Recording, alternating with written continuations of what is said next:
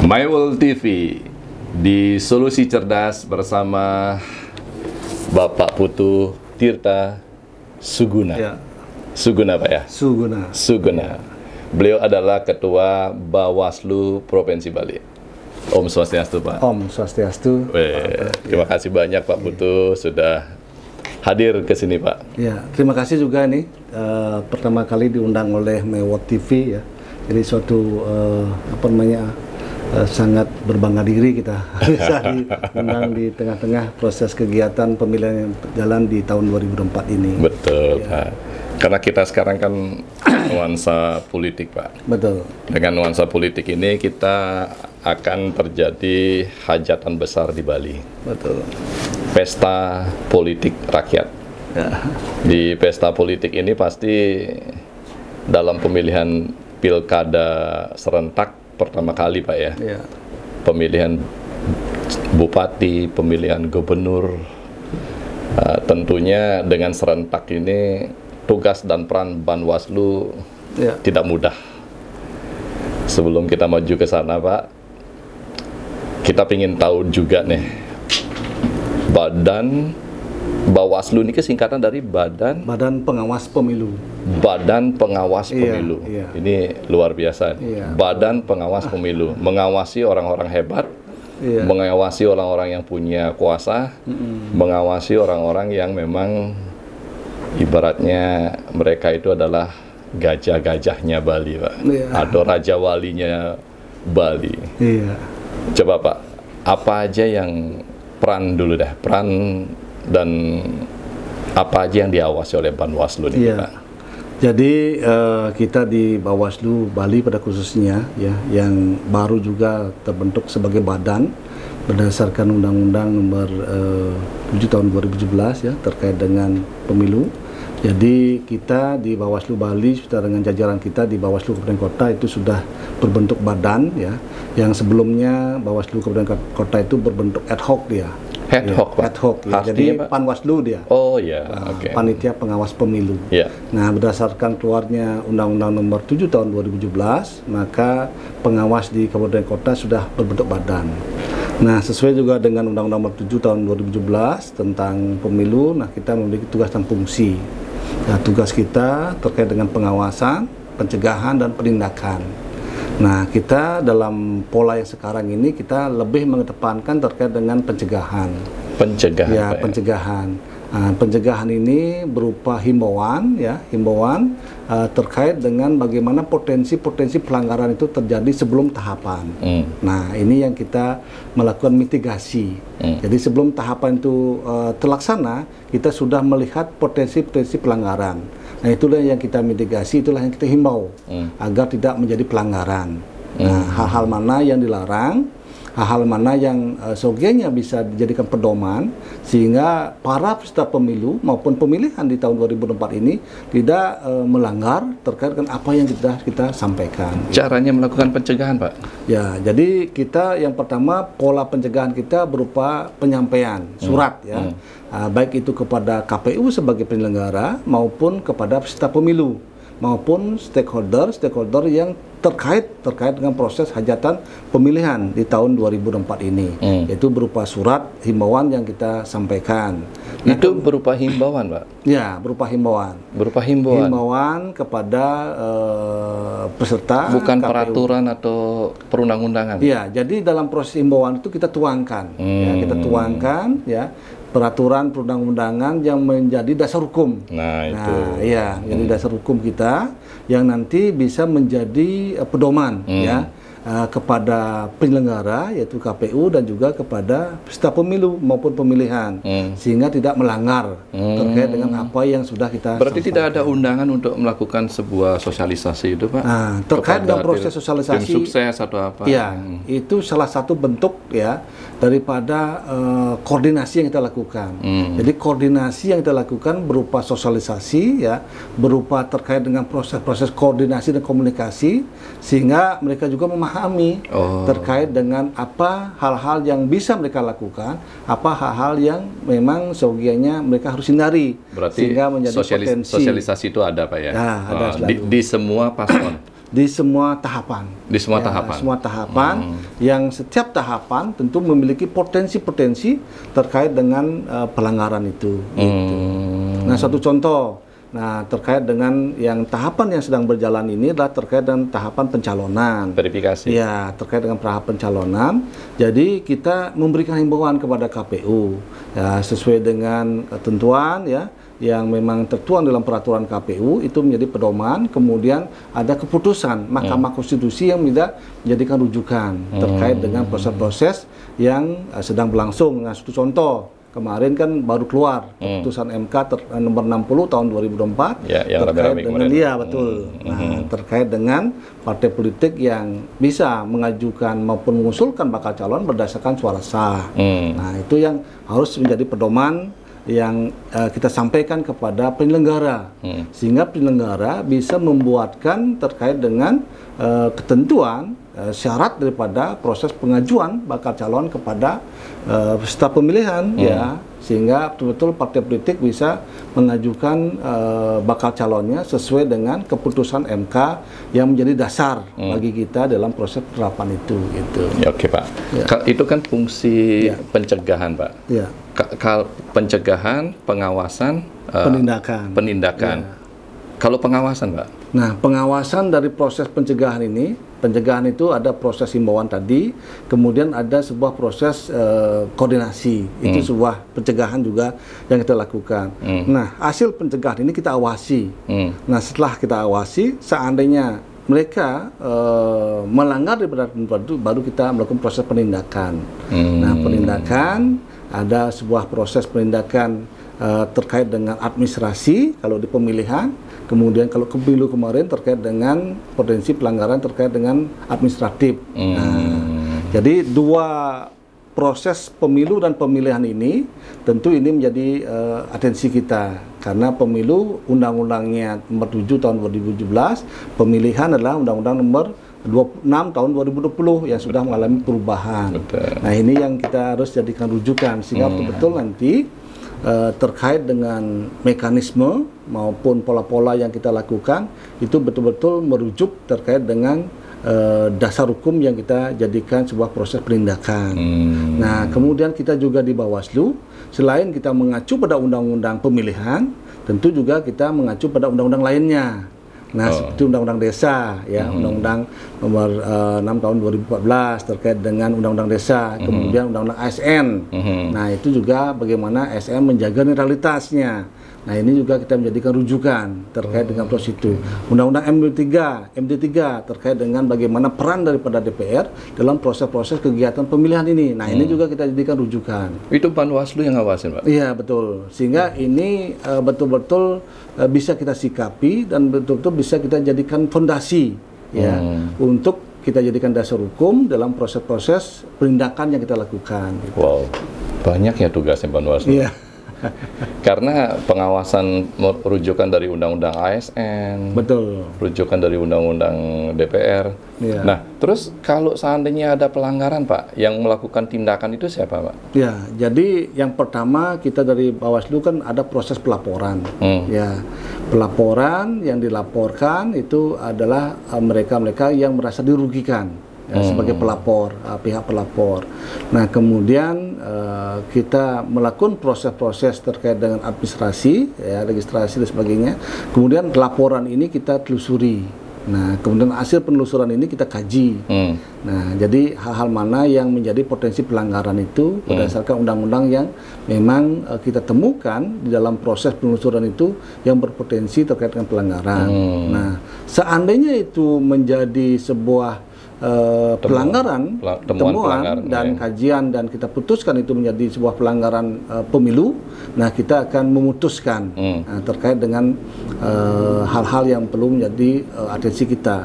Tetapi seandainya itu menjadi pelanggaran daripada undang-undang lainnya, kita teruskan ke pihak-pihak yang berwenang. Nah, contoh terkait ASN kita teruskan ke KSN. Nah, sekarang yang diberikan kewenangan kepada BKN gitu.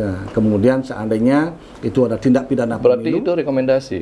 Apa namanya itu, Pak? Ya, penerusan. Ya, penerusan. Untuk supaya ditindaklanjuti atas temuan tersebut. Ya, kalau saatnya Kalau itu berupa informasi kita teruskan. Tetapi kalau seandainya Pak sudah meyakini itu dia melanggar, melanggar dan terbukti, berarti Bawaslu berhak melakukan tindakan. Ya. Apa aja tindakannya Pak? Contoh-contohnya Pak? Ya, jadi kalau pelanggaran administratif ya kita berikan saran perbaikan terkait dengan administratif. Umpama mereka dianggap tidak dimasukkan dalam daftar pemilih, agar mereka dimasukkan dalam daftar pemilih. Seandainya mereka umpama tidak dimasukkan ke dalam daftar calon, nah seperti yang kasus provinsi yang lain mungkin, nah, mereka kita berikan saran perbaikan agar dimasukkan ke dalam daftar calon yang sudah ditetapkan oleh KPU, itu umpama. Nah kemudian seandainya tindak pidana pemilu ya kita rekomendasikan atau kita teruskan kepada pihak kepolisian untuk ditindaklanjuti terkait dengan undang-undang yang berlaku di dalam proses tindak pidana pemilu itu. Berarti Bawaslu hanya sebatas tindakan itu adalah administratif aja dong Pak? Ya, jadi tidak bisa memutuskan bahwa ini refashment-nya itu apa gitu. Ya, kita melihat ya. Jadi kita melihat terkait dengan hasil kajian kita. Seandainya itu berupa administratif ya kita putuskan untuk administratif saran perbaikan. Tapi seandainya itu istilahnya sebuah tindakan pidana pemilu ya kita ya diteruskan kepada pihak kepolisian. Seandainya etika ya kita teruskan kepada DKPP gitu. Coba Pak, ada nggak contoh-contoh pelanggaran administratif, pelanggaran tindak pidana pemilu yang memang Bapak sebagai ketua sebelum periode niki udah ya Pak? Belum. Jadi belum. Jadi background kita di KPU sebenarnya. Oh, sebelumnya KPU. Jadi, setahunya Bapak berarti setahu Bapak Bawaslu pernah nggak melakukan tindakan atas contoh-contoh kasus yang di Bali khususnya Pak mengenai pelanggaran administratif yang pernah ada sebelumnya atau tindakan-tindakan yang berhubungan dengan kepidanaan atau pelanggaran secara hukum nasional apa ya? Iya. Ya, jadi kemarin ya, jadi karena fungsi kita adalah fungsi pencegahan, ya, jadi fungsi kita sebagai kita mengedepankan pencegahan. Jadi dalam proses-proses yang kita lakukan, kebanyakan mereka mengikuti apa yang sudah kita himbau, ya, sehingga dari proses-proses yang ada, ya, kebanyakan belum masuk ke ranah tidak pidana pemilu, ya, kebanyakan mereka mengikuti apa yang sudah kita sampaikan sebelum potensi-potensi pelanggaran itu terjadi. Nah, seandainya itu menjadi sebuah proses keputusan bagi kita bahwa yang bersangkutan melanggar terkait dengan tindak pidana administrasi, maka kita berikan kepada KPU untuk mengembalikan hak mereka secara administrasi.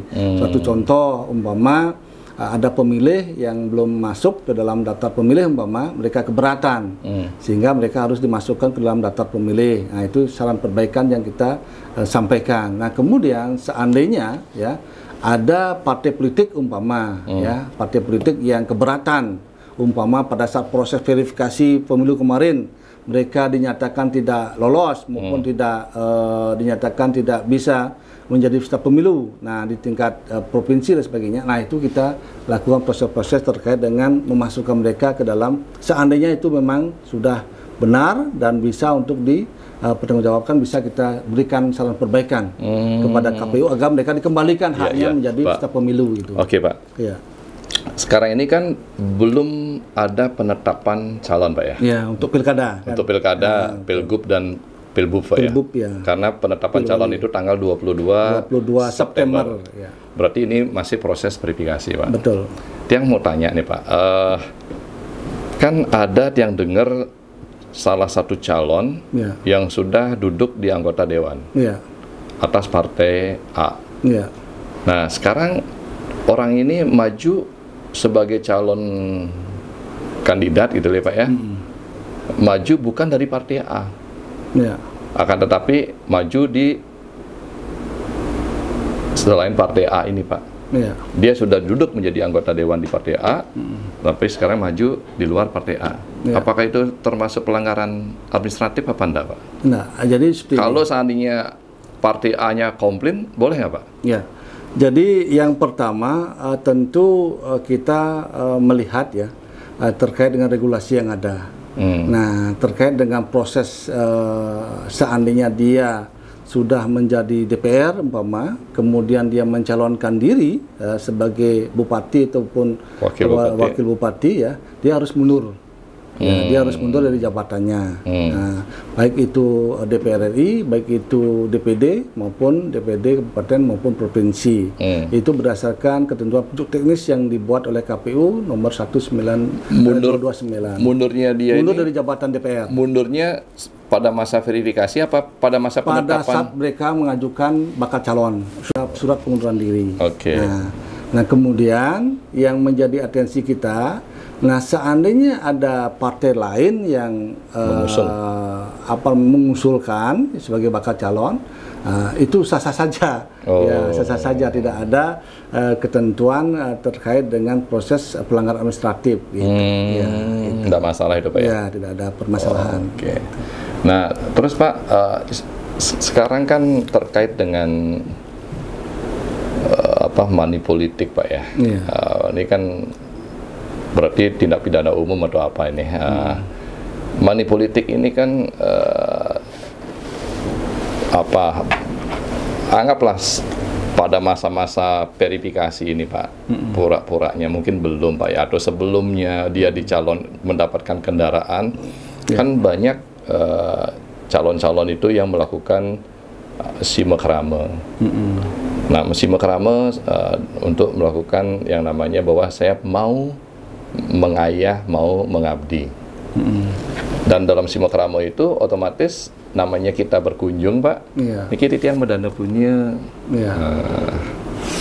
50 juta, 100 juta. Nah, itu kan tujuan dari dibalik itu adalah minta dukungan Pak. Apa itu bisa dikatakan sebagai money politik? Oleh Banwaslu atau bagaimana Pak? Jadi proses daripada money politik itu sesuai dengan divisi itu adalah memberikan sesuatu, memberikan sesuatu berupa barang ataupun uang kepada pihak lain, kemudian mengajak yang bersangkutan agar memilih yang bersangkutan. Nah, pada proses kami di Bawaslu tentu kami memiliki ranah terkait dengan proses itu, terkait dengan apakah yang bersangkutan sudah menjadi calon peserta pemilihan ataukah belum.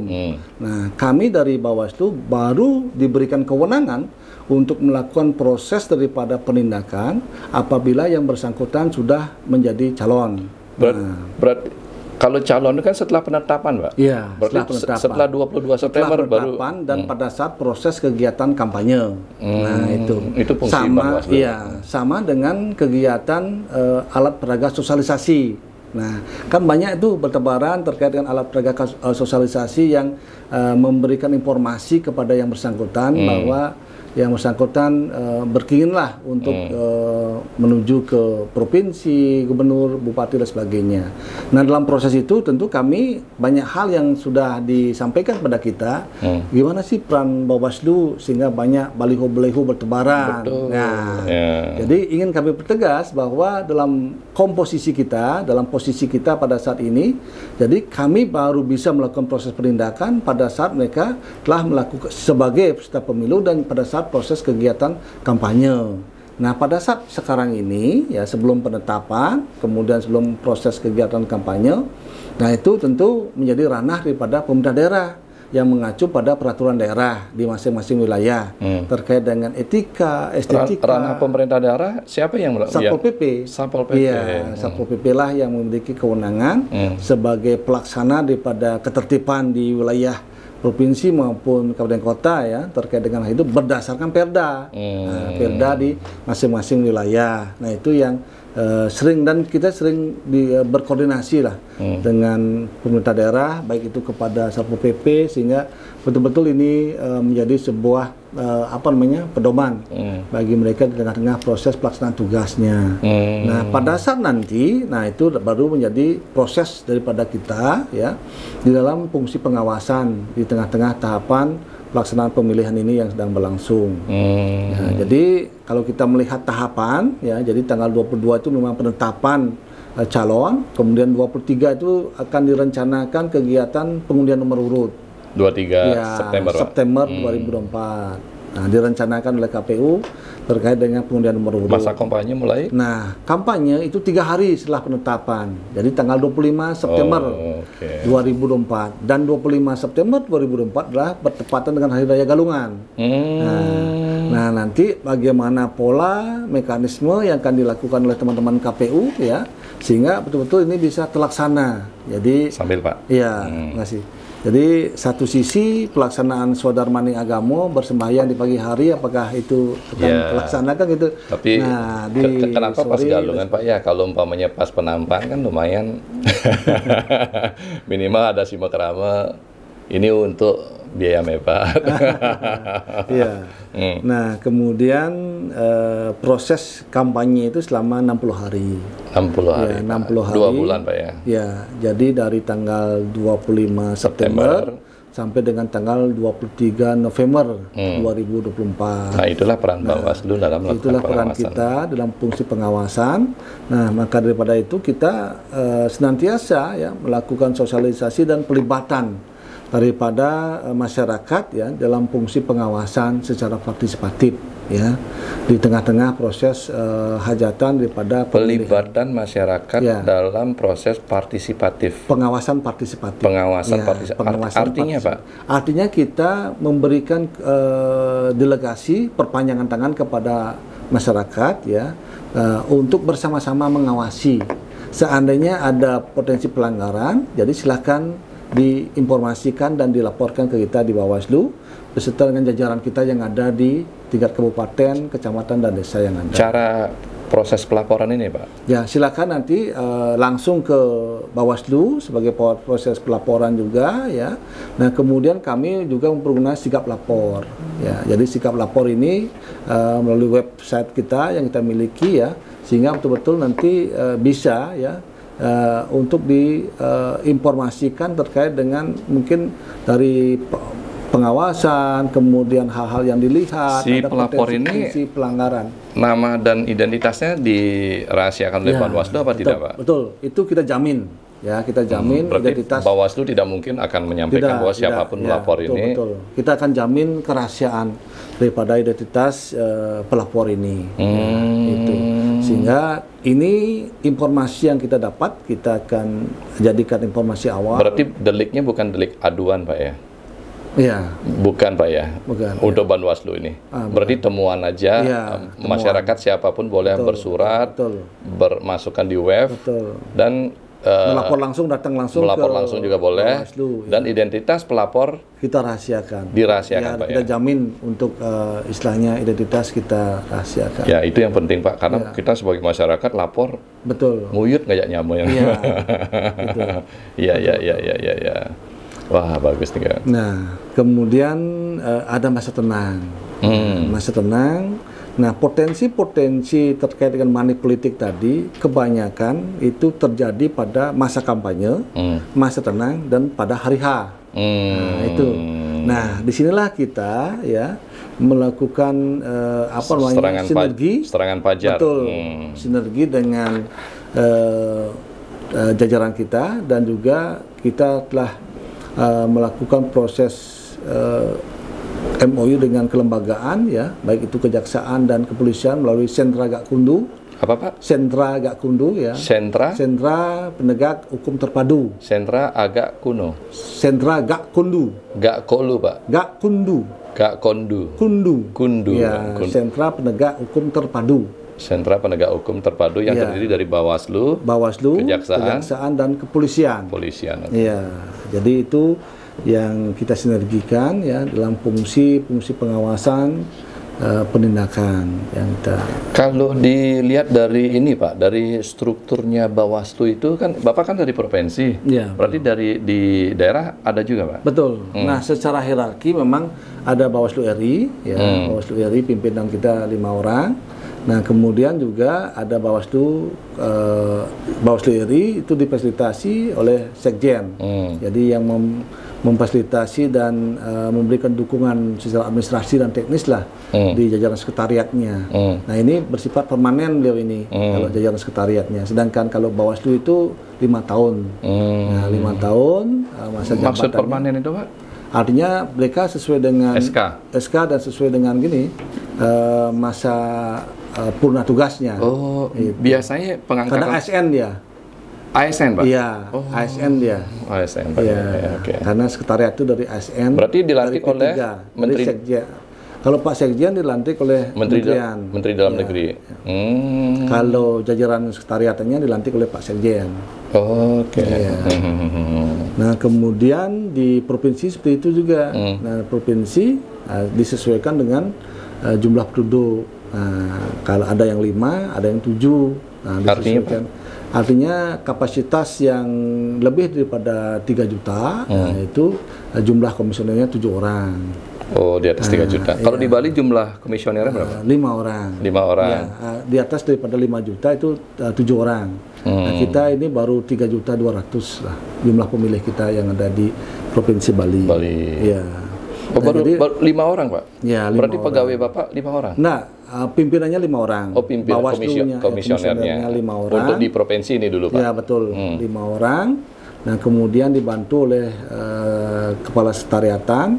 Nah, dibantu oleh para kabag dan juga dari staf. Nah, ini mereka dari ASN dan P3K.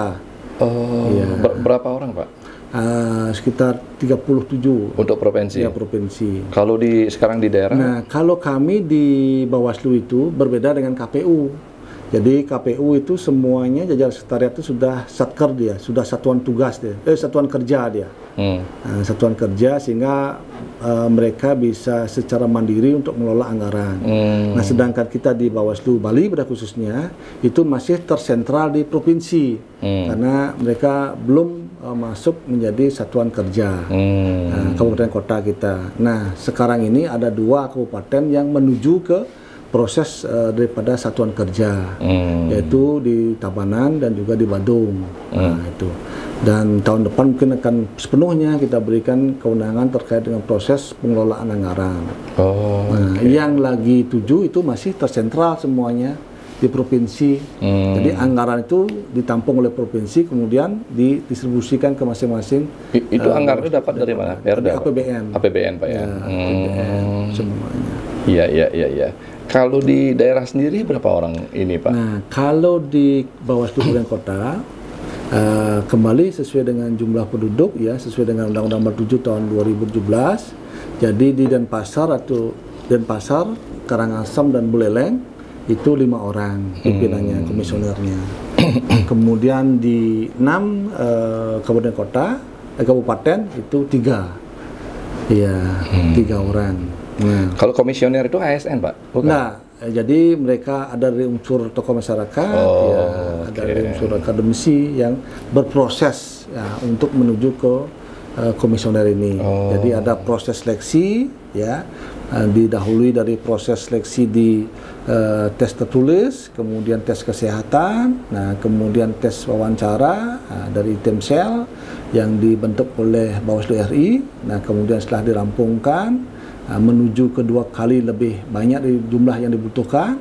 Umpama ada 5 komisioner yang dibutuhkan, berarti dia 10 orang yang harus mereka siapkan untuk diserahkan ke pusat. Iya. Ternyata 1 orang rata-rata mengawasi 3.000, Pak, ya? Iya, kalau kita kalkulasi. Dan itu kalau logikanya, Pak, tidak mudah juga, Pak, ya? Apalagi peran serta Bawaslu dalam pengawasan ke pelosok-pelosok di mana, Pak?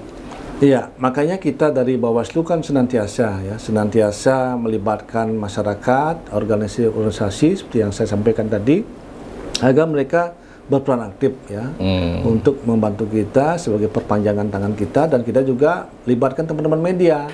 Ya, teman-teman media, seandainya ada informasi-informasi itu bisa tersampaikan lah, bisa diinformasikan. Dan kami akan jadikan informasi awal untuk kita telusuri kebenaran, kemudian kita kaji. Cara Bawaslu dalam mengajak peran serta masyarakat gimana, Pak? Kan ya, itu ternyata saya lihat itu penting dong, Pak. Betul. Jadi karena temuan itu hanya didapatkan oleh masyarakat, ya, berarti bukan.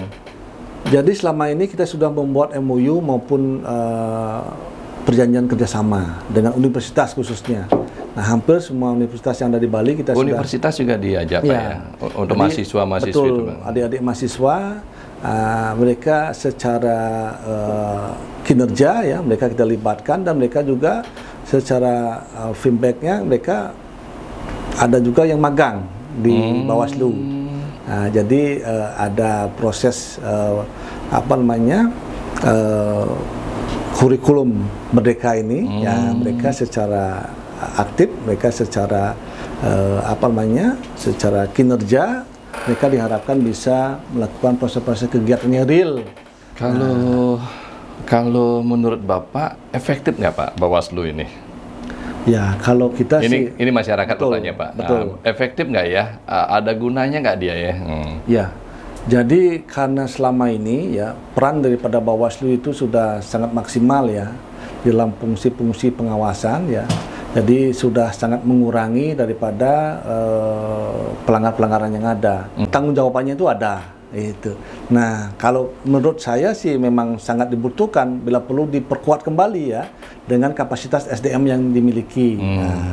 Jadi kita juga berharap ya kepada pemerintah juga ya sehingga betul-betul kapasitas SDM yang sangat minim yang kita miliki ini bisa diperkuat dengan penambahan SDM yang ada sehingga betul-betul bisa maksimal lah. Kita bicara SDM Pak, kalau kita bicara SDM berarti dengan perkembangan zaman sekarang ini untuk mempermudah pengawasan yang begitu besar dan banyak itu Pak, berarti SDM tidak bisa lepas dari IT Pak. Betul. Banwaslu pakai juga Pak? Seperti apa yang dipakai untuk sistem IT? Jadi sistem-sistem yang kita pergunakan ada sistem pengawasan ya ada Siswaslu ya, sistem pengawasan Bawaslu. Nah ini yang sering kita pergunakan. Nah kami di Bali juga sering mempergunakan sistem laporan cepat. Nah, jadi walaupun istilahnya agak sederhana, tapi bisa nanti untuk merangkum terkait dengan hal-hal yang memang ada kejadian di masing-masing wilayah. Nah, ini sehingga peran kerja daripada teman-teman kita di PKD umpama yang mengetahui situasi perkembangan pengawasan di desa itu bisa melaporkan ke kita dan kita mengetahui bagaimana perkembangan yang ada itu. Itu. Nah, termasuk melalui juga IT ini, Pak. Iya, melalui sistem. Nah, makanya kita hari ini kita dihadiri oleh AMSI Bali ya. Jadi Asosiasi Media Cyber. Nah, ini Asosiasi Media Cyber ya, Bali. Indonesia wilayah Bali. Cybernya media. Ya, cybernya media. Jadi kita akan libatkan mereka dalam pokja kita, kelompok kerja kita terkait dengan proses penangkalan berita hoak nantinya. Ya, berita hoak dan juga ujaran kebencian. Nah ini kan mereka punya sistem yang bisa mereka pergunakan. Sebentar Pak, kalau berita hoak dan ujaran kebencian kan itu delik aduan Pak. Ya. Jadi orang yang merasa pemberitanya dia tidak benar diadukan. Betul. Atau ujaran kebencian. Betul. Nah Bawaslu. Ya, jadi pada saat proses kegiatan kampanye itu kan berbagai informasi dan juga pengaduan yang kita terima. Nah kita dalam kapasitas untuk melihat apakah konten dan lain sebagainya itu apakah betul-betul ada sebuah unsur-unsur itu. Nah ini kan ada tim yang menangani hal itu gitu. Sehingga secara teknis pelaksanaan kitalah yang nanti akan mengkajinya lebih dalam gitu. Ya. Di mana Pak Bawaslu bisa melakukan pengawasan itu? Maksudnya di media, anggaplah kita bicara media, sekarang kan media besar Pak, media TV, media radio. Apakah konten-konten seperti ini bisa diawasi oleh Bawaslu? Ya, makanya kita bekerja sama bukan saja kepada teman-teman media ya, tetapi kita juga sudah melakukan MOU dengan KPI. Nah, jadi Komisi Penyiaran Indonesia sehingga wilayah Bali ya, sehingga nanti terkait dengan hal ini kita bisa bersinergi, bisa bekerja sama terkait dengan proses daripada penanggulangan terkait dengan potensi-potensi pelanggaran yang terjadi di media penyiaran. Baik itu radio, televisi, dan sebagainya. Nah, kemudian juga kita melakukan MOU dengan Komisi Pelindungan Anak. Nah, apa hubungannya Pak? Nah, jadi kan pada saat proses-proses kampanye itu pelibatan anak-anak di bawah umur itu kan menjadi ranah kita juga untuk itu tidak boleh Pak ya? Iya, betul. Kalau seandainya mereka bawa anak itu Pak? Nah, kita melakukan fungsi pencegahan. Nah, kadang-kadang kan mereka... Kalau penindakannya apa yang bisa dilakukan oleh Bawaslu? Ya, yang pertama yang perlu untuk kita lanjuti ya, tentu kita akan memberikan istilahnya saran perbaikan kepada peserta pemilu agar tidak melibatkan anak-anak. Yang pertama tentu cegah dini. Nah, cegah dini yang kita sampaikan sebelum proses pelaksanaan kampanye. Jadi keterlibatan pihak-pihak yang dilarang itu mohon jangan dilibatkan. Contoh kepala desa, perangkat desa. Pak, berarti sanksinya yang diberikan hanya sebatas perbaikan, Pak ya? Ya, jadi memang kalau itu kan kita dalam proses kajian ini, ya sampai pembatalan juga ada, tetapi perlu kita kaji sebatas mana daripada cara mengaji, Pak. Jadi kita menelusuri, ya, menelusuri. Setelah itu temukan, kemudian kita ungkap fakta-fakta yang ada. Nah, kemudian baru kita hasil kajiannya dibawa kemana? Ya, kita plenokan. Pleno. Ada mekanisme keputusan tertinggi di dalam keputusan yang dilakukan oleh Bawaslu, itu melalui pleno. Jadi kami pimpinan ya berdasarkan kajian-kajian yang sudah dipersiapkan, penelusuran dokumen, fakta dan juga hal-hal yang diperlukan sehingga kita plenokan. Komisioner. Ya, komisioner plenokan. Nah, seandainya itu memang ada proses tindak pidana, ya kita rekomendasikan. Pernah terjadi seperti itu, Pak, di Bali? Untuk tindak pidana sementara waktu dari pemilu 2024 kemarin itu belum kita dapatkan ya. Kemudian kalau terkait dengan pelanggaran ASN itu sudah kita teruskan lah, sehingga KSN sudah memberikan sanksi kepada yang bersangkutan terkait dengan penurunan jabatan, kemudian ada yang dipindahkan dan sebagainya itu. Ya, gitu. Itu hal-hal yang berarti baru kalau Pak dilihat dari pengalaman pelanggaran itu baru dilakukan oleh ASN, Pak ya. Ya, ASN kemudian sementara yang kita dapatkan ya berdasarkan hasil daripada pemilu 2024 kemarin, nah memang terkait dengan pelanggaran ASN ya. Karena apa? Karena fungsi pencegahan gini yang kita masifkan. Ya, jadi pencegahan ini yang kita masifkan sehingga potensi-potensi pelanggaran terkait dengan tindak pidana pemilu, kemudian terkait dengan pelanggaran administrasi ya. Itu kalau administrasi sih memang sering kita berikan. Kalau di Bali sendiri, Pak, Ampura, Pak, kalau di Bali sendiri ASN itu berapa persen ya, Pak ya, untuk tingkat pemilihannya? ASN cukup tinggi juga ya, besar, cukup tinggi juga. Makanya kemarin kita berkoordinasi dengan Bapak Sekda Provinsi Bali ya, maka beliau itu sangat concern sekali terkait dengan proses netralitas, menjaga daripada netralitas ASN ini. Jadi kemarin dari pemilu 2024 ya, jadi kita mengumpulkan seluruh ASN yang ada di Provinsi Bali ya, yang berjumlah ribuan. Nah, kemudian mereka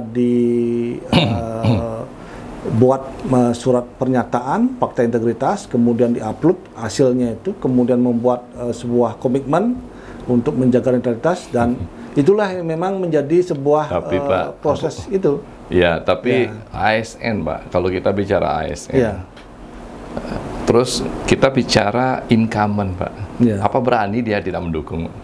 Nah, apa berani dia tidak membantu? Nah, kembali ke masing-masing para sekda ya, sebagai pembina ASN di wilayah masing-masing. Tetapi kalau di Provinsi Bali ya, berdasarkan apa yang sudah kita lakukan, koordinasi dengan Kepala Sekretariat Daerah Provinsi Bali Pak Sekda dengan pelibatan di 2024 itu, ya memang tidak ada ya pelanggaran dibandingkan provinsi yang lain ya, dibanding provinsi lain. Tetapi memang di wilayah kabupaten ini yang memang agak perlu ekstra atensi kita ya, karena memang mereka terkait dengan keinginan untuk melakukan proses-proses yang dilakukan di Provinsi Bali itu memang agak susah mereka untuk melakukan hal itu gitu. Nah inilah yang memang yang perlu kita sikapi ya bersama gitu.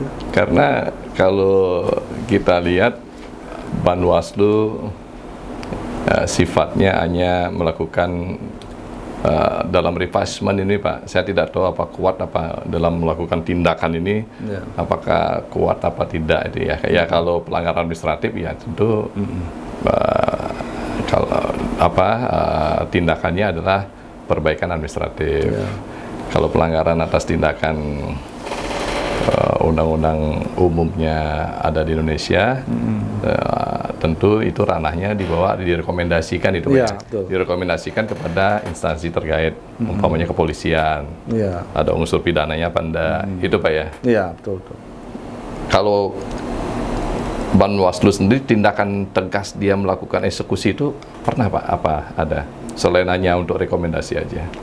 Iya, jadi pada proses pengawasan yang kita lakukan kemarin ya, kita kan mengacu terkait dengan fakta yang ada di lapangan. Betul, ya. Pak. Jadi selama hasil pengawasan kita di pemilu 2024, jadi kita mengawasi di pemilu 2024 itu hampir 47.000 proses pengawasan 47.000 pengawasan yang kita lakukan, baik itu pengawasan calon presiden ya. Jadi kita memiliki data terkait dengan pengawasan calon presiden yang hadir ke Bali ya. Kemudian pengawasan DPD RI ya, calon DPD kemarin, kemudian calon DPR RI, calon DPRD provinsi, calon DPRD kabupaten kota. Jadi dari jajaran kita sudah melakukan proses pengawasan ya. Dari rangkaian-rangkaian pengawasan dan pelaporan yang kita dapatkan kemarin, itu sebenarnya kebanyakan pelaporan ke Bawaslu Kabupaten Kota ya, terkait dengan proses daripada alat peraga. Alat peraga, Pak? Kampanye, baliho. Nah, itu kebanyakan. Ada baliho yang dirobek, kemudian ada balihonya dirobohkan. Itu yang melapor siapa? Yang punya baliho? Iya, betul, yang punya baliho dan sebagainya. Tetapi dalam proses pelaporan itu kadang-kadang mereka menarik kembali laporannya. Nah, sehingga kan tidak bisa untuk kita lanjuti. Pengurusan ya, bukan? Ya, betul. Nah, kemudian ada juga yang Tapi melapor. baliho yang dipasang itu berizin apa enggak, Pak?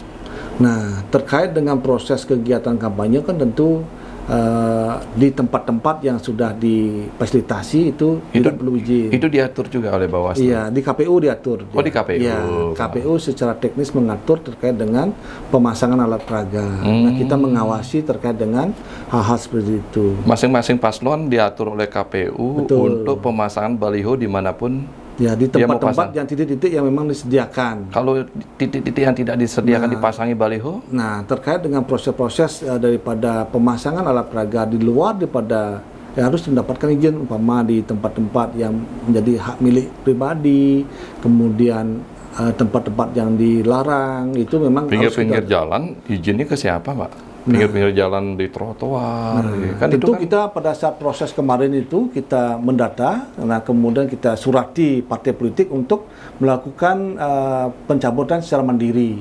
Nah, seandainya tidak, ya kita berkoordinasi dengan Satpol PP. Ya.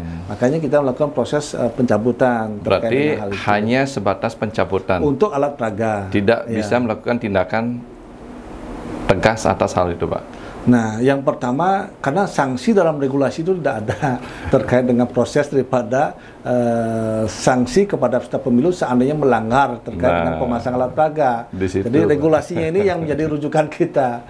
Jadi kita sebagai Bawaslu kan pelaksana daripada pembuat undang-undang adalah DPR, Pak. Betul. Warisan selanjutnya supaya saya aman periode selanjutnya ngapain saya buat? Ya, jadi seperti itulah.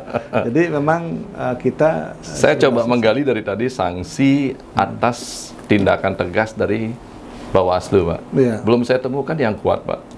Ya, jadi sanksi itu memang sesuai dengan ketentuan undang-undang itu ada beberapa sanksi ya. Kadang-kadang bisa pembatalan ya, kemudian sebagai peserta pemilu, kemudian sanksi tidak pidana pemilu seperti yang saya sampaikan tadi. Nah tentu sanksi-sanksi inilah yang kita edukasi kepada masyarakat. Sanksi inilah yang kita sosialisasikan kepada masyarakat. Bawaslu bisa melakukan sanksi pembatalan berdasarkan pleno. Ya, berdasarkan hasil daripada penemuan. Hasil temuan itu diputuskan, yang memutuskan, kemudian kita putuskan oleh pimpinan, oleh Bawaslu pleno. Ya, pleno. Yang tadi Pak sampaikan. Ya, betul. Itu. Pernah terjadi itu, Pak? Nah, selama ini karena kita prinsip pola kita secara hierarki dari pusat sampai ke kabupaten, ya kita mengutamakan terkait dengan pencegahan. Makanya cegah dini ini yang kita lebih lakukan gitu, sehingga kita bukan kapasitas sebagai eksekutor daripada proses pelaksanaan, tapi bagaimana kita membina, melakukan istilahnya secara tidak langsung. Mohon maaf Pak, mungkin saya salah Pak. Secara tidak langsung ya konsultan politik mereka Pak. Ya. Secara tidak langsung konsultan politik atas pencegahan pelanggaran dari ketentuan-ketentuan. Betul. Kita sebagai proses proses pengawasan ini tentu berkeinginan ya. Nanti kalau di akhir hari Pak, di akhir hari Bawaslu itu kan pasti ada pelaporan Pak ya. Kegiatan daripada pilkada di Bali. Betul. Pelaporan itu Pak ya. Iya. Ada nggak poin-poin yang ibaratnya itu adalah kita memberikan sebuah usulan untuk penguatan Bawaslu ini untuk dimasukkan poin-poin usulan. Oh, ternyata kita lemahnya di apa ini? Ya, ada seperti itu. Iya, ada. Jadi pada saat proses kegiatan memang ada pelaporan, tetapi ada evaluasi. Nah, dalam proses evaluasi ada daftar inventaris yang perlu untuk kita benahi. Nah, itu sudah kita sampaikan, tetapi semua proses itu bermuara pada kebijakan pembuat undang-undang. Nah, kalau kita cermati dari pemilu dan pemilihan yang terjadi dari secara independen lah dari tahun 2004 ya. Jadi berbagai potensi-potensi hal-hal yang perlu untuk dilengkapi, kemudian hal-hal yang untuk dibenahi itu sudah kita sampaikan. Ya, jadi jujur saja waktu saya di KPU pun hal itu sudah kita lakukan, tetapi buntut-buntutnya ya kembali akhirnya siapa yang membuat undang-undang ini Pak? Ada celah untuk istilahnya lah untuk menghindari sanksi dan lain sebagainya. Gitu. Nah, termasuk juga kami di Bawaslu pada saat pemilu kemarin sudah kita lakukan. Kalau di Bali sendiri Pak, di Bali sendiri menurut Bapak daerah yang paling keras aura politiknya di mana Pak? Untuk pemilihan. Ya, daerah yang paling rawan menurut Bapak. Ya, jadi kita ada indeks kerawanan ya.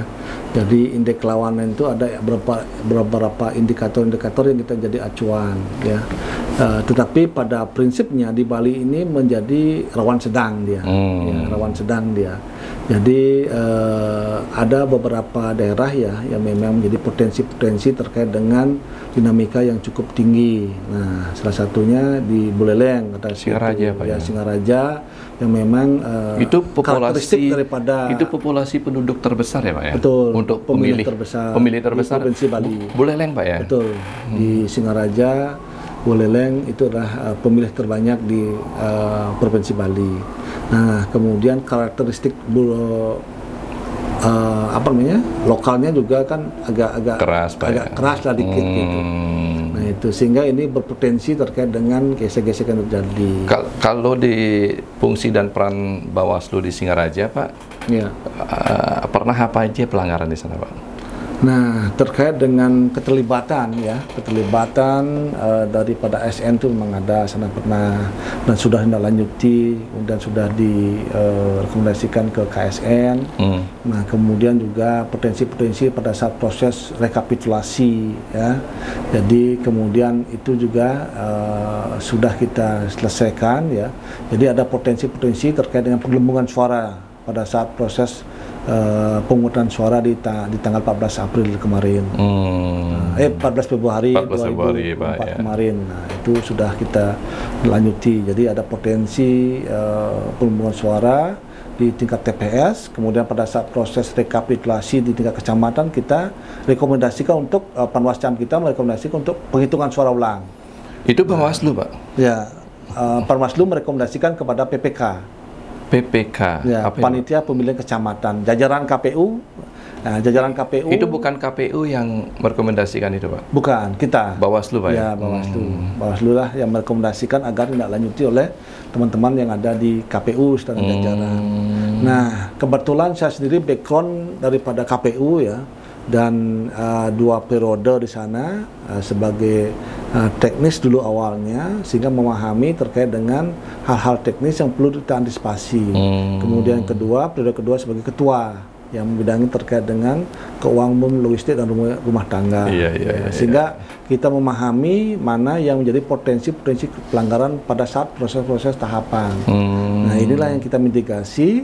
Nah, inilah yang kita jadikan sebuah himbauan ya kepada KPU sebagai penyelenggara dan juga kepada pihak-pihak terkait, sehingga tidak ada potensi-potensi daripada pelanggaran itu. Gitu. Wow, disinilah renungannya Pak. Yang kan kita baru diskusi ini mengenai Bawaslu ini Pak. Fungsinya sangat berat. Betul. Tugasnya banyak. Betul. Jumlah pegawainya saya perhatikan 1 orang untuk 3.000. Tidak gampang Pak ya. Terus harapan masyarakat terhadap Bawaslu tinggi loh Pak. Betul. Untuk menjalankan pemilu yang jujur dan adil. Tinggi sekali Pak. Betul. Akan tetapi saya lihat Bawaslu belum saya temukan kekuatan yang pasti yang menakuti. Jadi mohon maaf Pak. Betul. Karena saya kan orang hukum Pak. Kita sadari hal belum itu. Saya melihat apa kekuatan Bawaslu yang membuat saya takut gitu loh. Jadi kita sadari itu, seperti yang sudah saya sampaikan, bahwa kita di Bawaslu dibentuk oleh undang-undang, ya, diberikan marwah terkait dengan fungsi daripada pengawasan, ya, kemudian diberikan kewenangan juga melakukan adjudikasi, ya, kemudian memutuskan pada saat proses pemilu itu adalah proses output daripada yang kita keluarkan itu adalah keputusan. Nah, pada memutuskan saat proses itu, memutuskan ini keputusnya ini Pak ya. Jadi keputusan untuk rekomendasi, keputusan untuk imbauan, keputusan untuk memperbaiki, keputusan untuk betul. Jadi kita melihat berbagai hal itu secara perspektif kita, ya. Jadi karena dalam proses ini kita juga melihat apa fakta-fakta yang kita dapatkan di lapangan berdasarkan penelusuran yang kita lakukan. Nah, kemudian pada saat di pemilihan ini output kita adalah rekomendasi.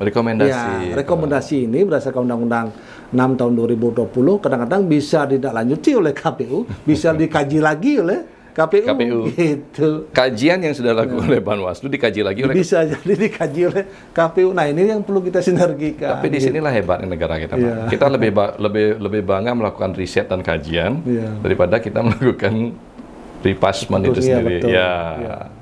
Wah, luar biasa nih Pak. Kalau harapan dari Bawaslu Pak terhadap kandidat dan calon-calon yang akan mau bertarung lah sekarang ini Pak. Jadi pada prinsipnya kan hajatan pemilih ini sudah terlaksana sesuai dengan tahapan, ya. Kemudian kita dari Bawaslu juga berharap bagaimana kita bisa menegakkan terkait dengan keadilan pemilu ini dan semua pihak itu bisa mentaati dan bisa melaksanakan ketentuan dalam regulasi itu secara tertib dan bisa secara bijak menyikapi berbagai permasalahan-permasalahan yang terjadi. Nah, kemudian kami dari Bawaslu senantiasa membuka diri seandainya ada informasi-informasi terkait dengan pelanggaran di pemilihan ini, jadi silahkan sampaikan ke kita, ya, ke Bawaslu, baik itu di Bawaslu Provinsi maupun di Bawaslu Kabupaten Kota, Panwascam kita, bahkan ke PKD kita. Dan kita juga pada tahapan ini, ya, akan melakukan proses perekrutan, ya, perekrutan pengawas TPS kita. Bawaslu hadir juga di sana Pak ya? Setiap TPS kita seluruh ada. TPS di seluruh Bali? TPS. Yang Pak 1.675 TPS yang ada. 1.675 TPS yang ada, ya, itu kita lakukan proses perekrutan TPS. Dan pada tanggal 13 sampai 28 September ini adalah jadwal terkait dengan proses pendaftaran bagi calon-calon pengawas TPS yang berkeinginan. Mereka disebut sebagai apa Pak? Pengawas TPS. Pengawas TPS. Ya, pengawas TPS. Nah, itu kita persilahkan. Ya. Berarti Bapak mencari 1.600. Ya. Wow. Nah, jadi setiap TPS. Jadi untuk siapa aja boleh itu Pak? Jadi mereka-mereka yang sudah, ya, yang sudah memiliki ketentuan, baik itu mereka yang sudah berumur, ya, berumur 21 tahun itu sudah bisa untuk mengajukan diri sebagai pengawas TPS kita, ya. Nah, kemudian untuk pemilih, ya, pemilih itu di pemilu 2024 kemarin maksimal 300 pemilih. Nah, untuk pilkada inilah maksimal 600 pemilih. Apanya Pak? Per TPS-nya.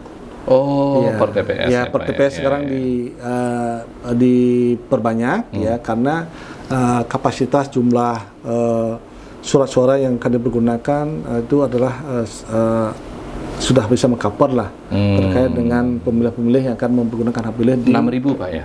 Per TPS? 600. Oh, 600, sorry. 600 orang per TPS maksimal. Maksimal Pak ya? Maksimal 600 orang per TPS untuk pemilihan ini. Nah, tentu kami dalam kapasitas ini ingin memastikan juga ya kepada pemilih-pemilih yang telah memenuhi syarat sebagai pemilih, agar mereka pastikan diri agar mereka sudah terdaftar sebagai pemilih. Karena syarat untuk memberikan hak pilih di hari Rabu tanggal 27 November itulah mereka sudah terdaftar sebagai pemilih gitu. Yang ya, mereka kan didatangi oleh petugas Pak untuk mereka mendaftar ke rumah-rumah Pak ya. Jadi bukan mereka mendaftar ke desa atau kemana. Nah, silakan nanti dicek ya terkait ada aplikasi yang dimiliki oleh KPU, cek DPT online. DPT online namanya. DPT online. Ya, cek DPT online di sana tinggal dimasukkan nomor NIK-nya saja ya, sehingga sudah tertera di TPS mana dia dapat dan sebagainya. Lebih gampang ya. Sehingga di sana seandainya belum masuk ya silahkan secara langsung ya mendaftar ke PPS yang ada di. Nah, kita kita dari jajaran Bawaslu tentu memastikan mereka-mereka yang belum terdaftar ini kita instruksikan kepada jajaran kita yang ada di desa ya, PKD itu, untuk mengakomodasi ya mereka-mereka agar bisa difasilitasi untuk dimasukkan ke dalam daftar pemilih. Persentase anggaplah pemilihan di Bali totalnya berapa Pak ya? Pemilih yang ikan tahapan terkait dengan daftar pemilih sementara hasil perbaikan ya sekitar 3.200.000 ya. 3.200.000 Pak. 3.200.000. Kalau 3.200.000 itu dikatakan bahwa demokratis, kalau tidak boleh lebih dari berapa ini Pak yang tidak milih. Anggaplah apa namanya bahasanya itu Pak yang tidak milih, yang tidak golput. Ya. Ada itu Pak. Terkait dengan ketentuan seperti itu tentu pada saat proses daripada calon tunggal ya. Nah, kalau seandainya ada calon tunggal, nah seandainya persentase pilihannya di bawah 50%, nah ini secara legitimasi kan tentu akan berkurang ya terkait dengan hal itu. Tapi tetap diakui bahwa dia adalah pemenang pemilu Pak. Pada saat proses kemarin seandainya itu kurang dari 50 tentu akan diadakan pemilihan ulang. Iya, pemilihan ulang di 5 tahun selanjutnya. Oh, berarti selama 5 tahun ini dia tetap menjabat. Nah, ini mungkin masih dikoordinasikan ya oleh penyelenggara ke Komisi 2. Karena dalam undang-undang disebutkan bahwa proses pelaksanaan pemilihan Komisi 2 ulang ya dilakukan setelah pemilihan selanjutnya. Nah, pemilihan selanjutnya kalau dulu kan acak dia, dalam kapasitas tidak bersamaan lah seperti sekarang. Nah, sekarang ini kan serentak di tahun 2024, 2029 baru ada pemilu dan pilkada. Nah, sehingga apakah nanti akan 5 tahun 2029 itu akan diikuti ataukah ada hal-hal yang lain? Nah, ini Pak, masih pertanyaan terakhir Pak. Untuk pemilihan pilkada di Bali Pak, ingat nggak Pak, berapa jumlah pasangan yang mencalonkan diri ya Pak ya? Selain gubernur kan udah pasti 2 Pak. Betul. Ya? Nah, di Provinsi Bali 9 kabupaten kota, jadi di Provinsi Bali memang 2 bakal calon yang mengikuti. Kemudian ada 3 kabupaten, yaitu di Klungkung, Bangli, dan juga di Karangasem. Yang 3 bakal calon. Yang 3 Pak ya? Ya. Bangli, Klungkung, Karangasem. Bangli, Klungkung, dan Karangasem. Oh, itu 3 calon. Karangasem independen 1 Pak ya? 1 independen, 2 dari partai politik maupun gabungan partai politik. Nah, sisanya itu baru 2. Sisanya 2. 2 bakal calon. Nah, yaitu di Gianyar termasuk wali kota Pak? Ya, termasuk wali kota. 2 juga Pak ya? 2. Wow, seru nih Pak. Ya. Pemilihan pertama serentak untuk Provinsi Bali, Pilkada, Pilbub, dan Pilgub. Ya, Pilwali. Bali. Ya, Pilwali, Pilkot ya. Luar biasa wali Pak. kota di Provinsi Bali. Ya. Saya rasa tercerahkan ini Pak, atas fungsi peran Bawaslu, terus masyarakat juga diharapkan untuk ikut serta dalam fungsi pengawasan dan pengawasan apa Pak tadi? Partisipatif atas Bawaslu untuk pemilu adil, jujur, betul. Dan luber dan jurdil. Iya, betul. Terima kasih banyak Pak. Baik, terima kasih. Bapak Ibu, semoga bermanfaat. Salam sehat, berbahagia. Terima kasih Pak. Wih, luar biasa nih kita.